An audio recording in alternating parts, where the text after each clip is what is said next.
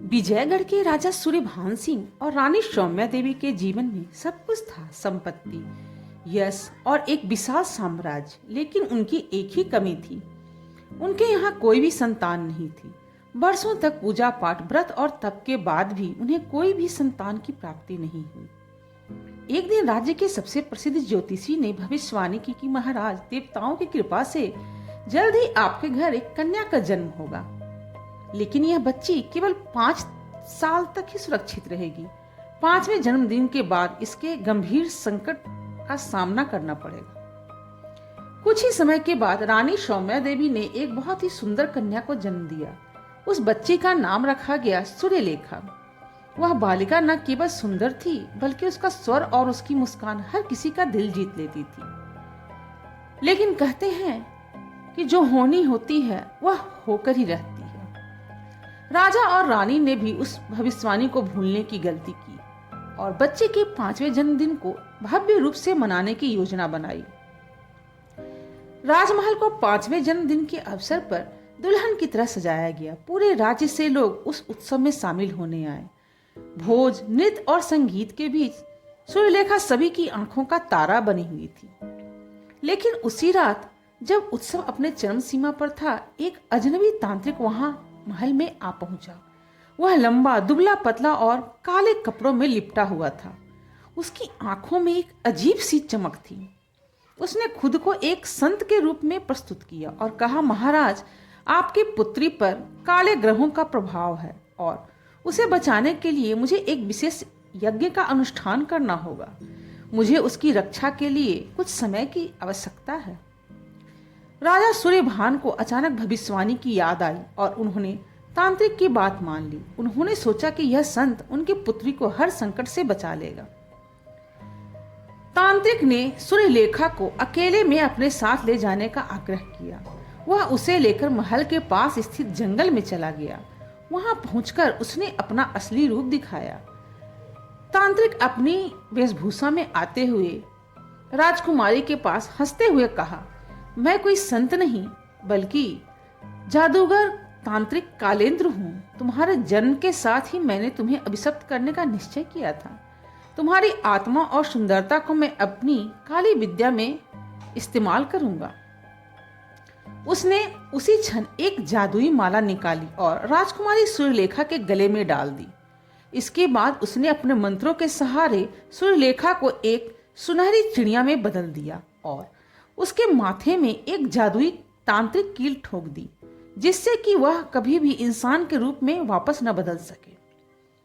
उस चिड़िया को पिंजरे में कैद करके वह अपनी गुफा में छुपा दिया। महल में जब तांत्रिक और सूर्यलेखा के गायब होने की खबर पहुंची तो राजा और रानी को गंभीर सदमा लगा। उन्होंने अपनी पुत्री को हर जगह ढूंढा, लेकिन कहीं भी उसे दिखाई नहीं पड़ा।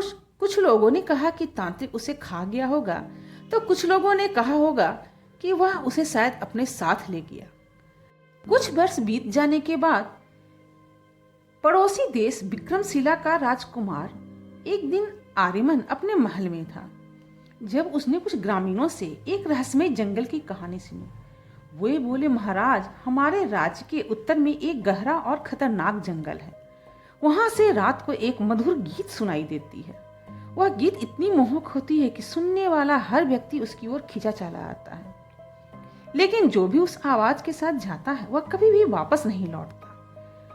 राजकुमार ने हैरानी से पूछा, क्या किसी ने उस आवाज का स्रोत देखा है? ग्रामीणों में से एक बुजुर्ग व्यक्ति ने जवाब दिया, नहीं महाराज, लेकिन कहा जाता है कि वह आवाज किसी जादुई चिड़िया की है जो सोने जैसी चमकती है। लोग कहते हैं वह चिड़िया कोई साधारण जीव नहीं है, बल्कि किसी अभिशाप का शिकार है। राजकुमार आर्यमन ने यह तय किया कि वह इस रहस्य को अवश्य ही सुलझाएगा। उसने अपनी तलवार, धनुष और कुछ जरूरी सामान लेकर जंगल की ओर प्रस्थान किया। जैसे ही वह जंगल के भीतर पहुंचा, उसे अजीब सी शांति का एहसास हुआ। चारों ओर घना अंधेरा और पेड़ों की शाखाओं के ऊपर से आती हुई धूप हल्का सा प्रकाश दे रही थी। अचानक राजकुमार ने भी वही मधुर आवाज सुनी जिसके बारे में ग्रामीणों ने बताया था। वह आवाज इतनी मोहक थी कि उसने आर्यमन के कदम रोक लिए। उसने अपनी दृष्टि चारों ओर घुमाई और देखा कि दूर एक पेड़ पर एक सुनहरी चिड़िया बैठी थी। राजकुमार धीरे धीरे उस पेड़ के पास जा पहुंचा। उसने चिड़िया को ध्यान से देखा। वह सचमुच जैसे सोने सी चमक रही थी। उसकी आंखों में गहरा दुख छिपा हुआ था। राजकुमार ने पूछा, हे सुनहरी चिड़िया, क्या तुम ही वह मधुर गीत गा रही थी? चिड़िया ने सिर उठाया और मनुष्य की भाषा बोलने लगी और कहा, हाँ, यह मेरी ही आवाज है, लेकिन मैं कोई चिड़िया नहीं हूं। मैं विजयगढ़ की राजकुमारी सुरेलेखा हूं।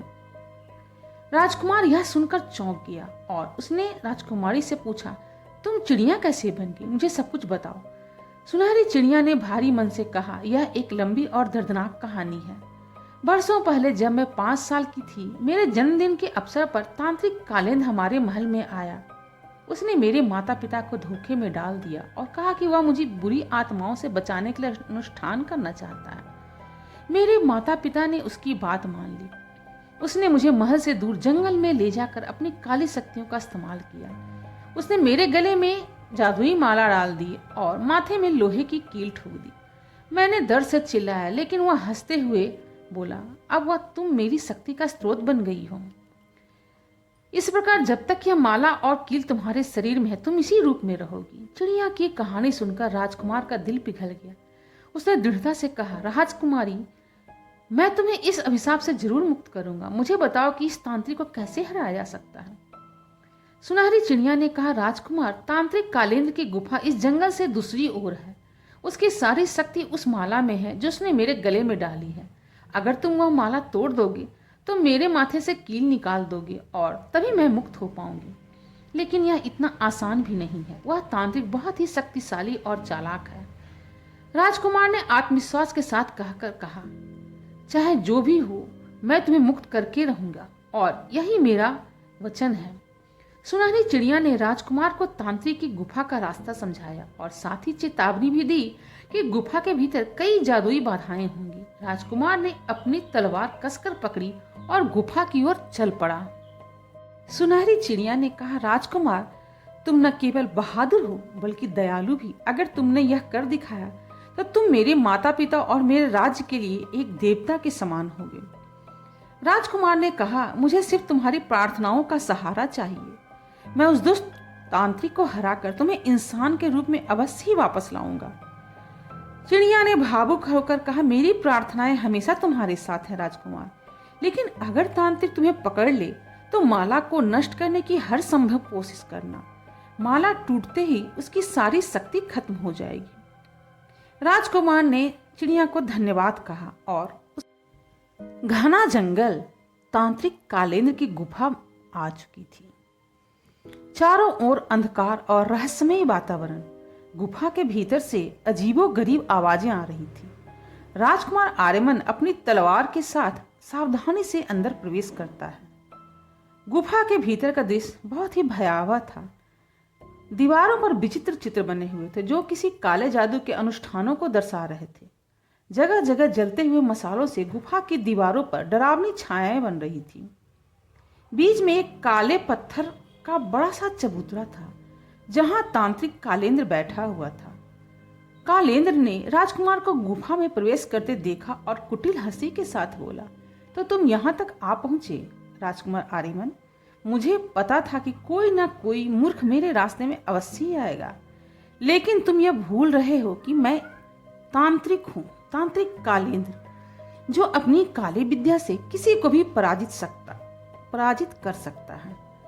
राजकुमार ने अपनी तलवार खींचते हुए कहा, कालेंद्र, मैंने सुना है कि तुमने विजयगढ़ की राजकुमारी सुरेलेखा को शापित कर दिया है और उसकी आत्मा को चिड़िया में कैद कर रखा है। मैं उसे तुमसे मुक्त कराने आया हूँ। अगर तुम्हारे पास थोड़ी भी ताकत है तो मेरा सामना करके दिखाओ। कालेंद्र ने अपनी लाल आंखों से राजकुमार को घूरते हुए कहा, तुम्हें लगता है कि तुम मुझसे लड़ सकते हो? मैं कोई साधारण इंसान नहीं हूँ। मेरी शक्ति उस माला में है जिसे तोड़ने का तुम्हारा सपना कभी भी पूरा नहीं होगा। तांत्रिक ने अपनी शक्तियों का प्रदर्शन करते हुए एक मंत्र पढ़ा। उसकी हथेलियों से काले धुएं के बादल निकलने लगे जो हवा में घूमते हुए आग के गोले बन गए। उसने उन गोलों को राजकुमार की ओर फेंका। लेकिन राजकुमार ने अपनी ढाल उठाकर उन आग के गोलों को रोक लिया। तुम्हारी चालें मुझे रोक नहीं सकती कालेंद्र, मैं तुम्हारे हर जादू को तोड़ दूंगा। अब तांत्रिक ने अपना एक और मंत्र पढ़ा। गुफा की जमीन हिलने लगी, पत्थर खुद ब खुद हवा में उठकर राजकुमार की ओर फेंके जाने लगे, लेकिन उसने अपनी तलवार से उन पत्थरों को काट दिया। अब कालेंद्र ने अपने सबसे खतरनाक शक्ति का इस्तेमाल किया। उसने गुफा के भीतर के काले सर्पों को जादू के सहारे जिंदा कर दिया। सैकड़ों जहरीले सांप राजकुमार की ओर लपके, लेकिन राजकुमार ने बिना डरे अपने तलवार से उनका मुकाबला किया। उसने सर्पों को काटते हुए कहा, तुम चाहे जितनी भी बाधाएं खड़ी कर लो, लेकिन मैं पीछे नहीं हटूंगा। जब कालेंद्र ने देखा कि उसके पास अब है, इसे तोड़ने का साहस तुम्हारे भीतर नहीं है, कालेंद्र ने माला को हवा में घुमाया और उसके एक विशाल काले धुएं का दानव उत्पन्न किया। वह दानव इतना बड़ा और भयावह था कि उसकी गुर्राहट से पूरी गुफा गूंजने लगी। दानव ने राजकुमार की ओर हमला किया, लेकिन राजकुमार ने अपनी तलवार अपने साहस के बल पर उस दानव का सामना किया। उसने दानव पर वार करते हुए कहा, तुम्हारी काली शक्तियां मेरी सच्चाई और न्याय के सामने कुछ भी नहीं। राजकुमार ने अपनी तलवार को ऊपर उठाया और पूरी तरह से ताकत के साथ माले पर वार किया। माला टूटते ही एक जोरदार विस्फोट हुआ। तांत्रिक चीखते हुए जमीन पर गिर पड़ा। उसकी सारी शक्तियां अब नष्ट हो चुकी थी। कालेंद्र ने डर भरे स्वर में कहा, तुमने मेरी माला तोड़कर मेरी शक्ति खत्म कर दी, लेकिन यह मत भूलना, मेरी आत्मा हमेशा इस गुफा में ही रहेगी। यह कहते ही वह राख में बदल गया। माला टूटने के साथ ही सुनहरी चिड़िया का पिंजरा अब टूट गया था। चिड़िया उड़कर राजकुमार के पास आई। उसने माथे से कील खींचने के लिए विनती की। राजकुमार ने धीरे से कील निकाली। जैसे ही कील बाहर आई, चिड़िया चमकदार रोशनी बदल गई और राजकुमारी सुरीलेखा अपने असली स्वरूप में वापस आ गई। राजकुमारी ने भावुक होकर कहा, राजकुमार आर्यमन, आपने न केवल मुझे बल्कि मेरी आत्मा को ही, मेरे राज्य को भी बचा लिया। मैं आपकी यह कृपा जीवन भर नहीं भूलूंगी। राजकुमार ने मुस्कुराते हुए कहा, यह मेरा कर्तव्य था। अब तुम्हारा राज्य और तुम्हारे माता पिता तुम्हारे लौटने का इंतजार कर रहे हैं। राजकुमारी और राजकुमार विजयगढ़ लौटे, जहां उनका भव्य स्वागत हुआ। तांत्रिक की काली शक्तियां हमेशा के लिए खत्म हो चुकी थी और अच्छाई ने फिर से एक बार बुराई पर जीत हासिल की थी। Like, share and subscribe to my channel.